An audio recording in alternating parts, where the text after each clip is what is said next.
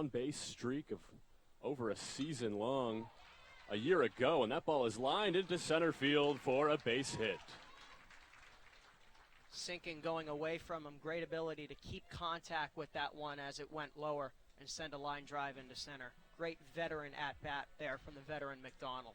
And again, let's see if Illinois can get some activity, maybe get in the head of Sinnard.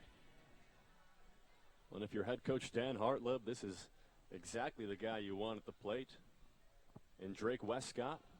As he takes that for ball one. Westcott, as we said earlier, leads the team in home runs. Curious to see where they pitch to him here. So far, it's been inside against these lefties, everything low, so he can't get the barrel on it. Trying to prevent the home run ball and keep this in. Again, produce some weak contact. Even if it's a little weak infield single, which we've seen a lot of from Illinois, they'll take that as opposed to how he's been hitting the ball in recent games.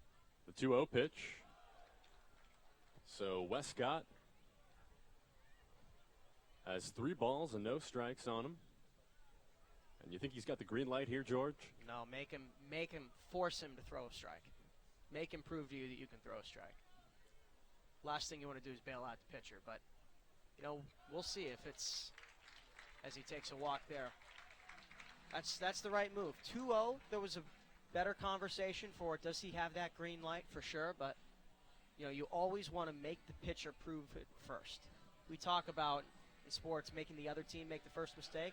Well, the pitcher's already made the mistake by getting himself in a hole 2-0, and so he needs to prove to you now that he can get back there, that he can prove himself in this at-bat.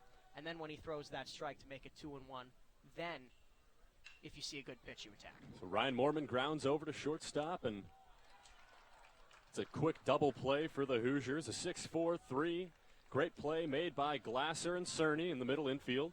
That's an absolute killer there for Illinois. You get 2 men on, you start to get some activity with nobody out, and all of a sudden you have a lone man on third and 2 outs right back in Sinnard's wheelhouse here. So he can go right back to work, despite the fact that Schroeder's at the plate for Illinois. Schroeder hit his 9th home run of the season earlier in this one. As that ball gets away from the catcher Ceruto, and a run will score from third. Cam McDonald, the runner, who started things off this inning for the Illini, and that's just an unfortunate mistake made by Peter Ceruto behind the dish. You could see him wait. You could see him wonder where that ball was, and that difference in timing cost Indiana a run right there. So now Schroeder, no runners on and 2 outs. So now whether it's the other team doing it to you or you doing it to yourself, now Indiana has been tested. Now Sinnard has been tested mentally, and we see how he should respond. How does he respond in this situation? And we have another 3-0 count here. So Sinnard maybe starting to struggle with command as he walks another batter. You called it, he is. Tried to go lateral on that 2-0 pitch, went outside and very low. Tried to just get a strike down Broadway, it was low. That got him a little bit, that wild pitch. We talk about, for instance, after a pitcher, you know, hangs a breaking ball for a home run, for instance, they don't turn to the breaking ball very frequently unless really it's willed to them by the catcher that, you know, prove that you can throw this. If you're not confident in it, you don't get it done. And so as we've talked about with Swartz, with the lateral movement and with going low in the second inning, it's the same situation here now for Sinnard. What is he confident in throwing? Brandon Comia at the plate.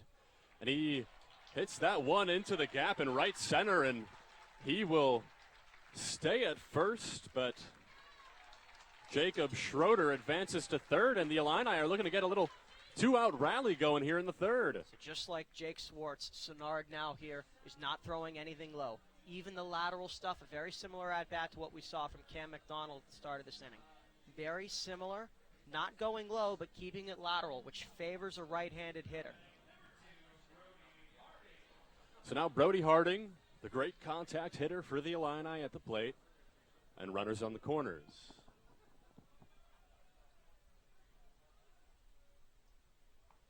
Harding watches that one for strike one. And George, how do you think Sinnard is going to try and fight back in this at-bat? Well, there's a little bit of danger internally. He has to be thinking, I can't throw low because, too low rather, a dirt ball, because what if it gets by? We've already had.